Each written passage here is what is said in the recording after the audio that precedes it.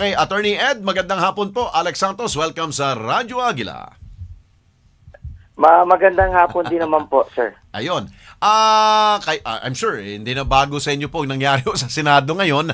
Meron na po tayong quorum. Yan ang sabi nila, may quorum sila at meron pong bagong kahalili or acting Senate President sa katauhan po ni Senador Sherwin Gatchalian as Senate President pro tempore. Yan po ba'y legal, Attorney Ed?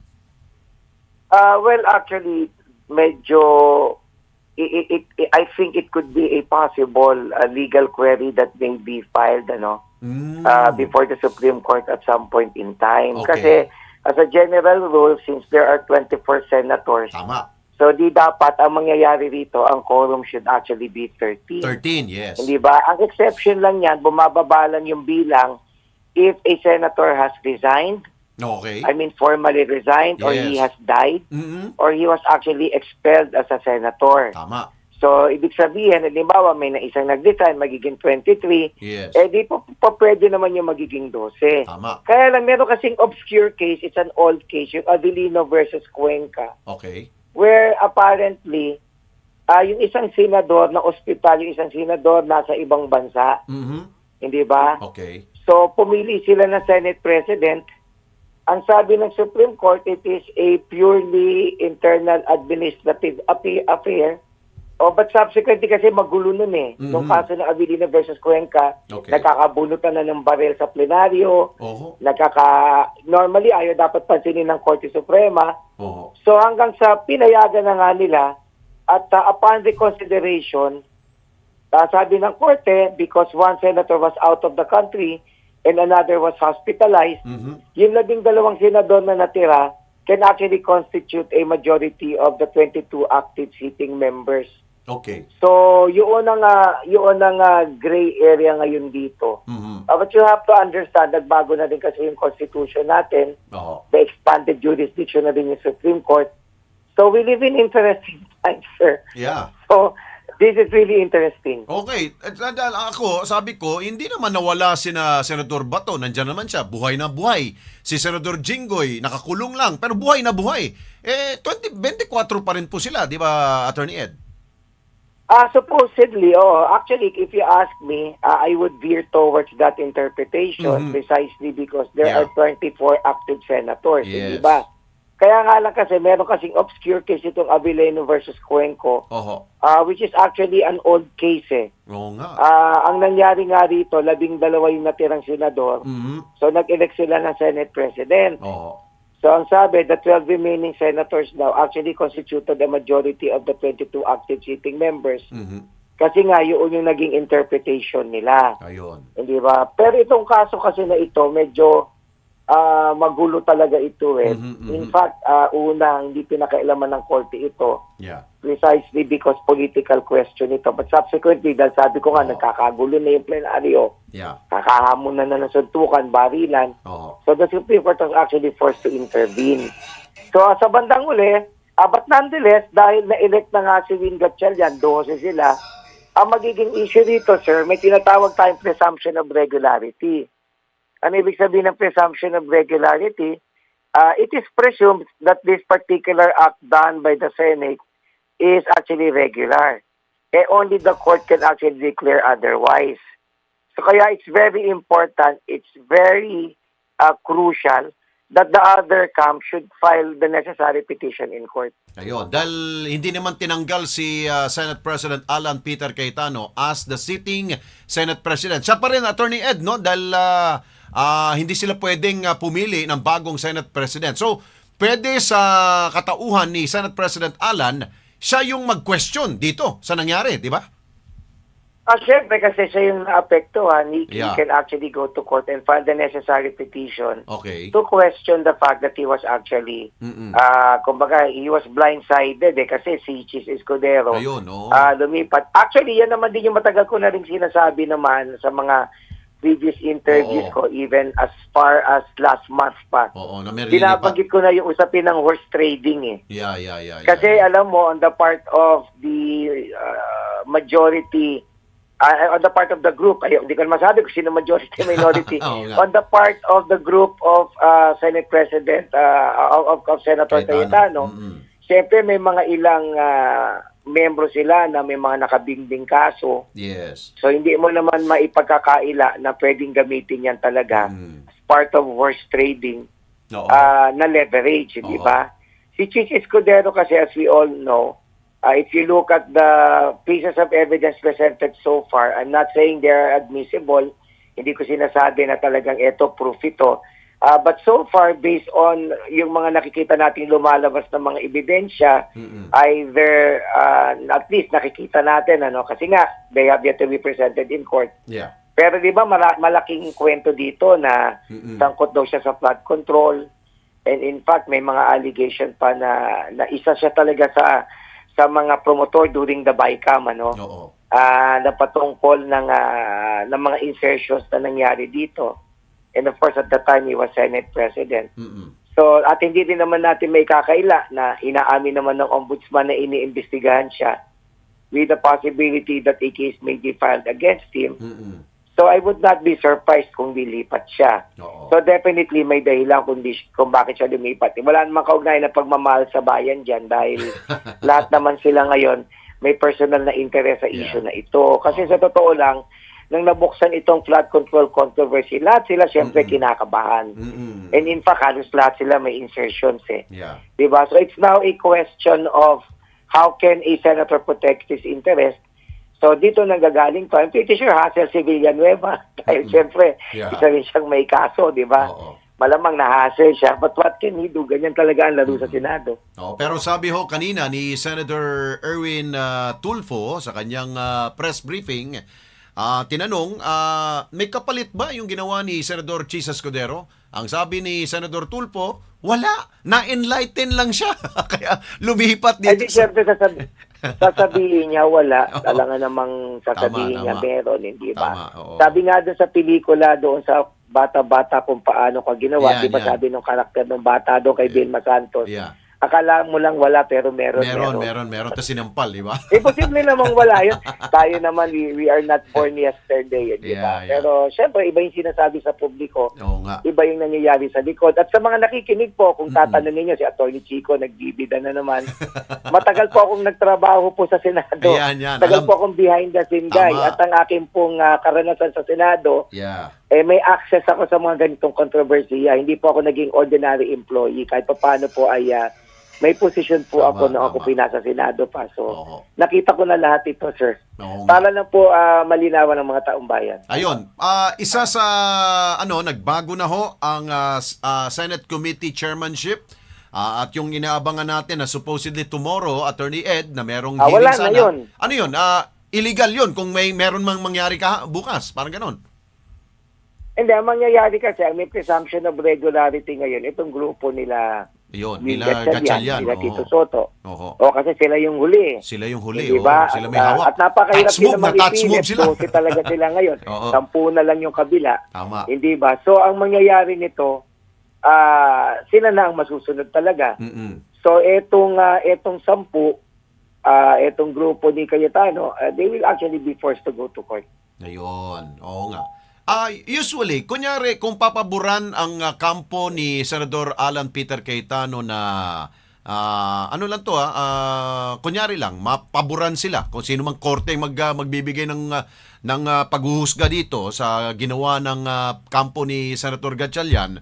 Anong parusa dito, Attorney Ed? Anong usual ba na ano sa tingin mong pwedeng gawin?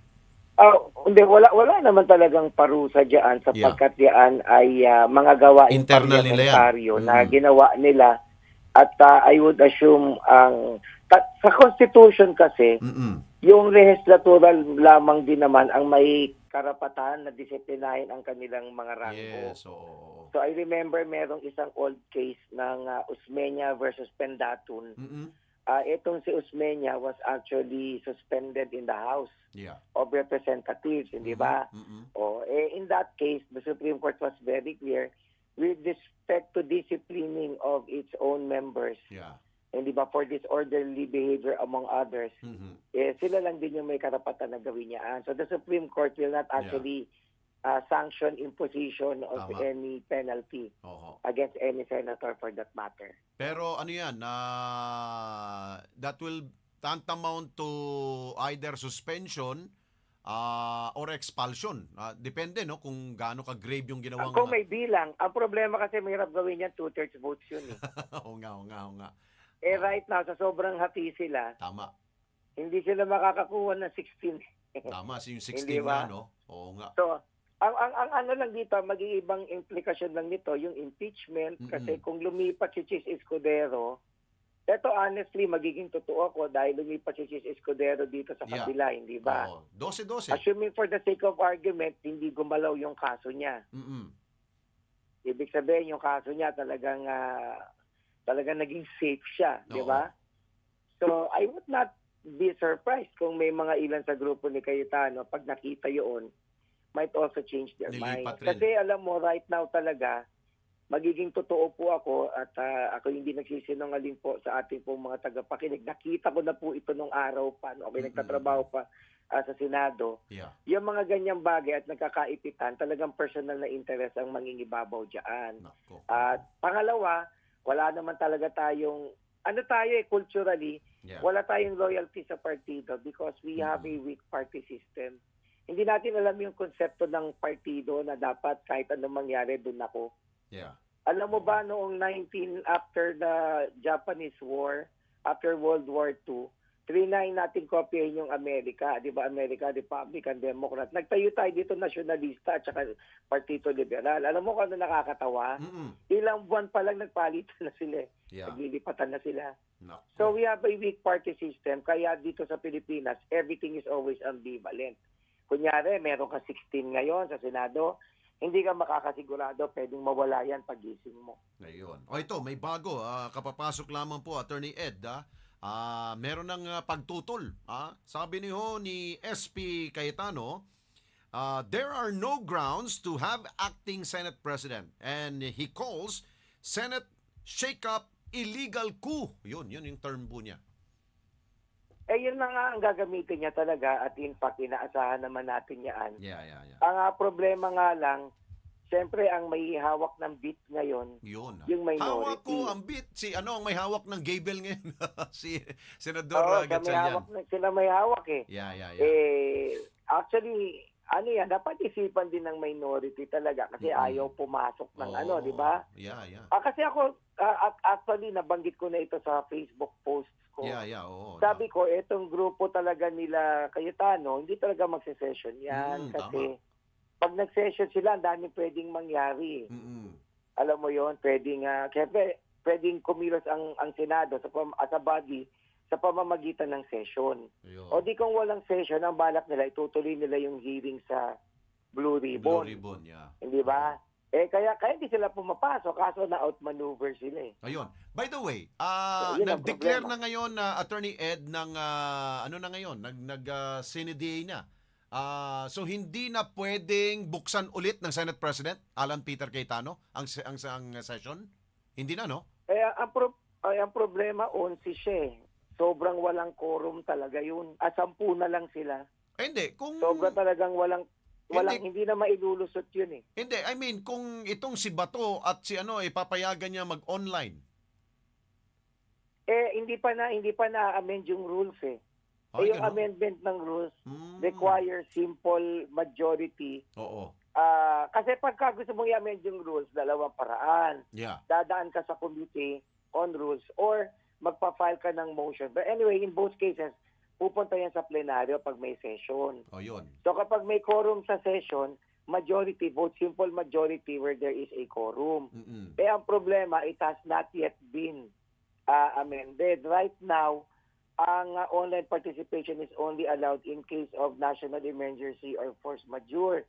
Yung kaso ni Estrada, naalala ko ginawa to ni De Lima, nag-try din siya mag-apply ng online participation. Ang sabi ng korte, Hindi pinayagan. detention does not fall under either force national majeure. emergency or force majeure. Oy, sandali. Lalo naman si Bato kasi Oo. nagtago siya. Pero meron tayong national energy emergency. O yun.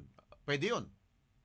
Hindi kasi under yung sa rules kasi pag sinabing national emergency or force majeure, yung condition that prevented you from physical participation.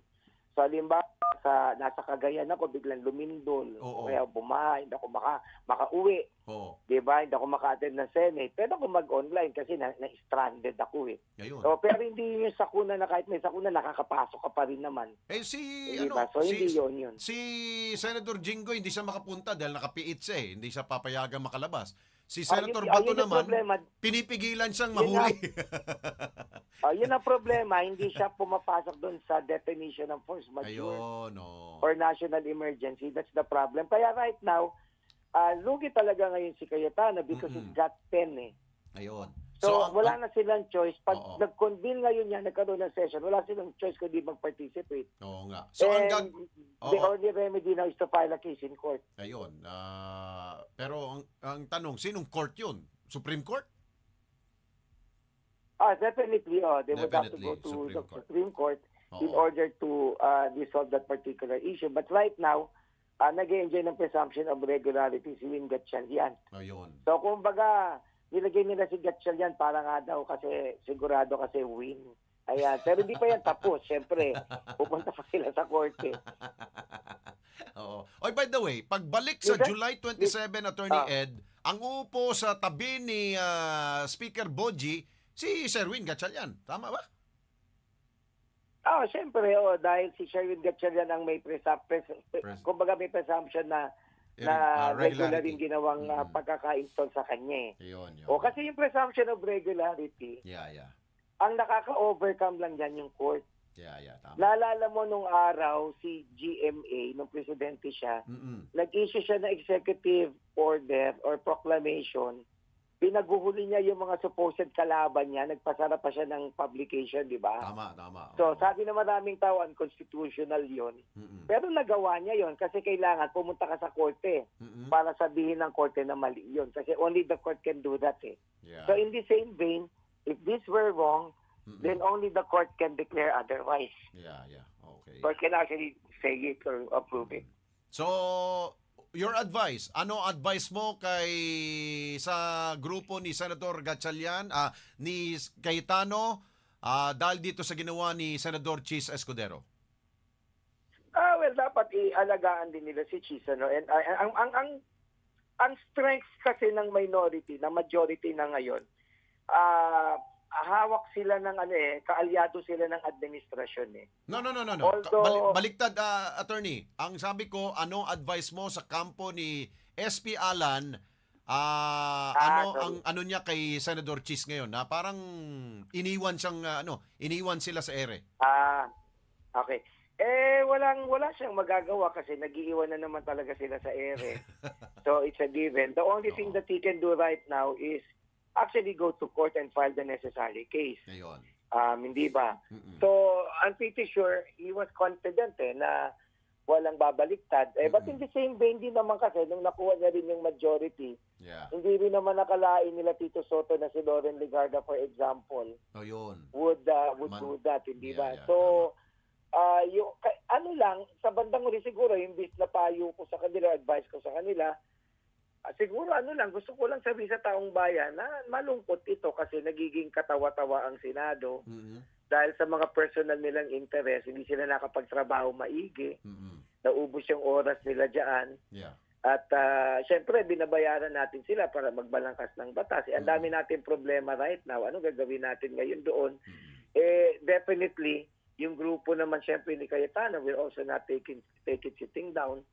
Hindi ba? So, expect na mga may fireworks pa yan na mga padating. Yeah. Unless, again nga, sa likod, maging successful yung mga horse trading na nagaganap.